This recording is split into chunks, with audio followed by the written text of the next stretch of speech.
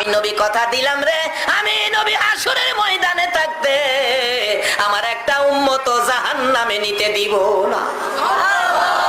এই দরুদি নবীর পক্ষে থাকতে আপনারা রাজি আছেন কিনা?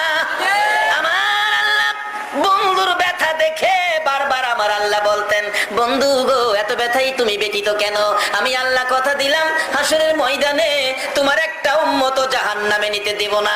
যতক্ষণ পর্যন্ত তুমি নবী খুশি না হইবা ততক্ষণ পর্যন্ত আমি আল্লাহ জান্নাতের দরজা বন্ধ করব না। আমার নবী তখন চোখের পানিগুলো জর্জর করে ছেড়ে দিলেন, প্রভু গো আমাকে খুশি করার জন্য জান্নাতের দরজা খুলে রাখবেন।